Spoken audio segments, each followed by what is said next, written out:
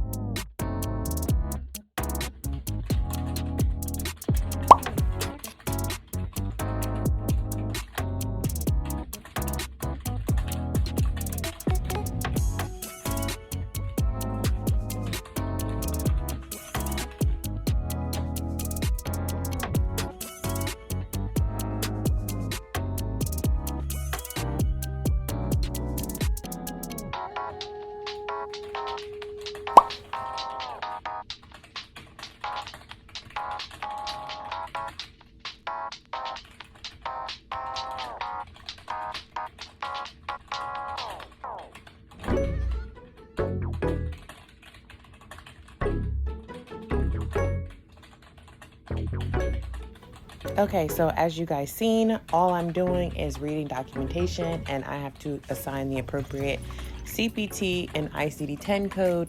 Where these codes go is onto a CMS 1500 form that gets submitted to the insurance, or it'll get submitted to the patient if she does not have insurance, and it will go out to them so that way we can receive reimbursement for the services that the physician provided.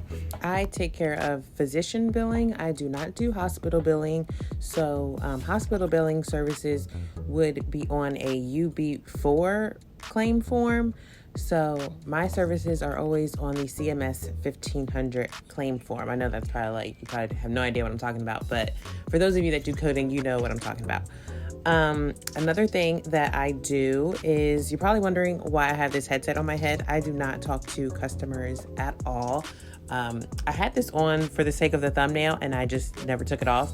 I used to use it when my camera did not have a microphone, so I would have to use this. And then whenever I had like Teams meetings, so sometimes I would have to be on video talking to a coworker or talking to a leader, manager, supervisor, whatever, and I would have this headset. But right now, my camera that I have has a microphone, so I'm not even talking to anybody with this microphone. I just, like I said, I never took it off.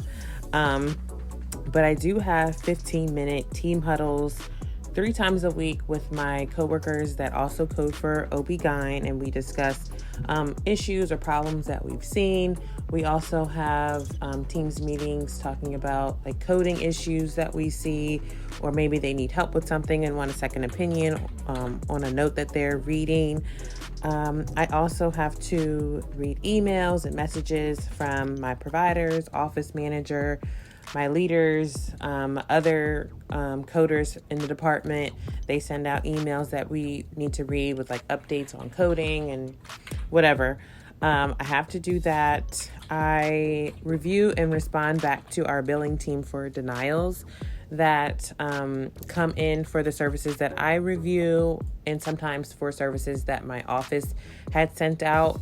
And I don't review their services, all their services in the office, but I do review like the procedures that they do. So the NSTs, the IUDs, Nexplans, those procedures that you guys were seeing that are done in the office, I review those denials if they were to be denied. I usually don't get many denials on those services, but sometimes I'll get back like ultrasounds that need to be corrected because this payer wants to have this specific diagnosis code and things like that. I also have to review claims that are missing the LMP for some of my OB patients.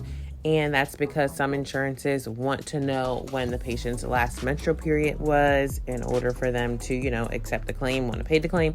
You just have to pay attention to your payers, because in order for your providers to receive reimbursement, you have to follow the payer policies that they have out for their the services that you're trying to bill.